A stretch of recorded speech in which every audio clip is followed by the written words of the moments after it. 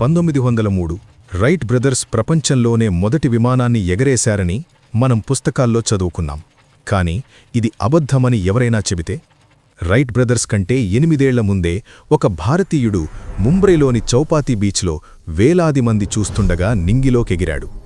మన పురాణాల్లోని విమానశాస్త్రాన్ని ఉపయోగించి పాదరసం మర్క్యూరీ సాయంతో ఒక లోహపు పక్షిని సృష్టించాడు. మరి ఆ చరిత్ర ఏమైంది? ఆ మేధావిని ప్రపంచం ఎందుకు మర్చిపోయింది? బ్రిటిష్ వారు తొక్కిపెట్టిన ఆ భయంకరమైన రహస్యం ఏంటి? ఈరోజు మనం చూడబోయేది కేవలం ఒక కథ కాదు, గాలిలో కలిసిపోయిన ఒక భారతీయ మేధావి ఆవేదన. 1895 సంవత్సరం ముంబైలోని చౌపాటీ బీచ్ జనసందోహంతో కిక్కిరిసిపోయింది. ఆ రోజుల్లో మనుషులు ఆకాశంలో ఎగరడం అనేది ఒక పిచ్చివాడి కలగా భావించేవారు. కాని అక్కడొక వ్యక్తి తన చేతులతో తయారుచేసిన మరుత్సఖా అనే విమానాన్ని సిద్ధం చేస్తున్నాడు. అతని పేరు శివకర్ బాపూజీ తల్పడే. అప్పటివరకు ఎవరూ చూడని ఒక వింత ఆకారమది. ఆ విమానం ఇంజిన్ శబ్దం చేయడం మొదలుపెట్టగానే అక్కడ ఉన్న ప్రజల గుండెల్లో వణుకు మొదలైంది. బ్రిటిష్ అధికారులు కూడా ఆశ్చర్యంతో చూస్తుండగా ఆ లోహపు పక్షి నెమ్మదిగా నేల విడిచి ఆకాశంలోకి ఎగిరింది. అది సుమారు 1500 అడుగుల ఎత్తుకు చేరుకున్నప్పుడు చౌపాటీ బీచ్ జైహో అనే నినాదాలతో మారుమోగిపోయింది. శివకర్ తల్పడే కేవలం ఒక సైంటిస్ట్ మాత్రమే కాదు, ఆయన వేదాలను క్షుణ్ణంగా చదివిన పండితుడు. ఆయన చేసిన ఈ ప్రయోగం వెనుక ఉన్నది ఆధునిక విజ్ఞానం కాదు, వేల ఏళ్ల క్రితం భరద్వాజ మహర్షి రాసిన వైమానిక శాస్త్రం.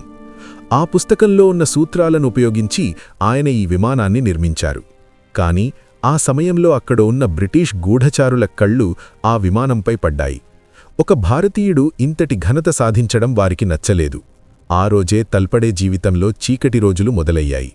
ఆ ప్రయోగం తర్వాత తల్పడే గురించి ప్రపంచానికి తెలియకుండా ఒక పెద్ద కుట్ర జరిగింది. ఆ కుట్ర వెనుక ఉన్న శక్తులేవి? వారు తల్పడేను ఎలా అడ్డుకున్నారు? మహాభారతంలోనూ రామాయణంలోనూ మనం పుష్పక విమానాల గురించి విన్నాం. చాలామంది ఇవి కేవలం కల్పిత కథలు అనుకుంటారు. కాని తల్పడే నమ్మకం వేరు. ఆయన భరద్వాజ మహర్షి అందించిన వైమానిక శాస్త్రం అనే గ్రంథాన్ని ఆధారంగా చేసుకున్నారు. ఇందులో కేవలం విమానాల గురించి మాత్రమే కాదు, పైలట్లు వేసుకోవలసిన దుస్తులు, వారు తినాల్సిన ఆహారం మరియు రాడార్ వ్యవస్థల గురించి కూడా వివరించబడింది. ముఖ్యంగా మరుత్సఖ విమానానికి వాడిన సాంకేతికత ఇప్పటి శాస్త్రవేత్తలను కూడా ఆశ్చర్యపరుస్తుంది. అందులో పాదరసం లేదా మెర్క్యూరీని ఇంధనంగా వాడారు. ప్రాచీన గ్రంథాల ప్రకారం పాదరసాన్ని వేడి చేసినప్పుడు అది అపారమైన శక్తిని విడుదల చేస్తుంది. దీనివల్ల విమానం గురుత్వాకర్షణ శక్తిని ఎదిరించి పైకి లేస్తుంది. తల్పడే ఈ సంక్లిష్టమైన సంస్కృత శ్లోకాలను డీకోడ్ చేయడానికి ఎన్నో ఏళ్లు శ్రమించారు. ఆయనకు తన భార్య పుత్లీబాయి మరియు గురువు సుబ్బరాయ శాస్త్రి అండగా నిలిచారు. వైమానిక శాస్త్రంలో వర్ణించబడిన 8 రకాల లోహాలను ఆయన సేకరించారు. ఆ విమానం లోపల ఉన్న ఇంజిన్ ఒక రకమైన వార్టెక్స్ టెక్నాలజీని ఉపయోగించి పనిచేసేది. అంటే అది లోపల గాలిని సుడిగుండంలా తిప్పుతూ శక్తిని ఉత్పత్తి చేసేది. నేటి నాసా పరిశోధనల్లో కూడా ఇలాంటి మెర్క్యూరీ వార్టెక్స్ ఇంజిన్ల ప్రస్తావన వస్తోంది. అంటే వేల ఏళ్ల క్రితం మన పూర్వీకులు కనిపెట్టిన టెక్నాలజీని తల్పడే తిరిగి ప్రాణం పోశారు. కాని ఈ అద్భుతమైన జ్ఞానం ప్రపంచానికి ఎందుకందలేదు? తల్పడే సాధించిన విజయం బ్రిటిష్ రాజ్యాంగానికి ఒక హెచ్చరికలా మారింది. ఒక భారతీయుడు విమానాన్ని కనిపెడితే అది భారతీయ స్వతంత్ర పోరాటానికి పెద్ద ఊతంగా మారుతుందని వారు భయపడ్డారు. ఆ సమయంలో బ్రిటిష్ వారు భారతీయులను కేవలం సేవకులుగా మాత్రమే చూసేవారు. అందుకే తల్పడేను మానసికంగా కుంగదీయడానికి వారు ప్రయత్నించారు.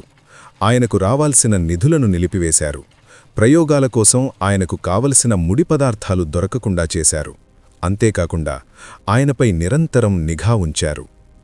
ఆ కాలంలో రైట్ బ్రదర్స్కు అమెరికా ప్రభుత్వం పూర్తి మద్దతిస్తుంటే ఇక్కడ తల్పడే సొంత దేశంలోనే పరాయి పాలనలో చిత్రహింసలకు గురయ్యారు. అసలైన కుట్ర ఇక్కడే మొదలైంది. తల్పడే తయారు చేసిన విమాన నమూనాలు మరియు ఆయన రాసుకున్న పరిశోధనా పత్రాలను బ్రిటిష్ గూఢచారులు దొంగిలించడానికి ప్రయత్నించారని కొన్ని కథనాలు చెబుతున్నాయి. ఆయనకు మద్దతుగా నిలిచిన రాజులను, వ్యాపారవేత్తలను బ్రిటిష్ వారు భయపెట్టారు. ఒక దేశీయుడు ఆకాశంలో ఎగరడం మన సామ్రాజ్యానికి అవమానం అని వారు భావించారు. తల్పడే నిరంతరం ఒత్తిడికి గురయ్యారు. ఆయనకు లభించిన ఏకైక గుర్తింపు ఆనాటి పత్రికల్లో వచ్చిన చిన్న వార్తలు మాత్రమే. కాని ఆ వార్తలను కూడా బ్రిటిష్ వారు రికార్డుల నుండి తొలగించే ప్రయత్నం చేశారు. తల్పడే చుట్టూ ఒక అదృశ్య వలయం ఏర్పడింది. అది ఆయనను ప్రపంచం నుండి వేరు చేసింది. 1917లో తల్పడే కన్నుమూశారు. ఆయన చనిపోయిన తర్వాత ఆయన పరిశోధనలు ఏమయ్యాయి? ఆ మరుత్సఖ విమానం ఎక్కడికి పోయింది? రైట్ బ్రదర్స్ విమానం ఎగిరినప్పుడు ప్రపంచం చప్పట్లు కొట్టింది. కాని తల్పడే విమానం ఎగిరినప్పుడు కేవలం మన భారతీయులు మాత్రమే చూశారు. ఆ చరిత్రను కాలగర్భంలో కలిపేసినవారు ఎవరు? మిత్రులారా, మన చరిత్రలో ఇలాంటి ఎందరో మేధావులు మరుగున పడిపోయారు. తల్పడే ఆత్మ ఈ రోజుకి మనల్ని ఒకటే అడుగుతోంది: నేను నా దేశం కోసం కనిపెట్టిన జ్ఞానాన్ని ఎందుకు గాలి కొదిలేశారు అని. మీకేమనిపిస్తోంది? తల్పడే నిజంగానే రైట్ బ్రదర్స్ కంటే గొప్పవాడా?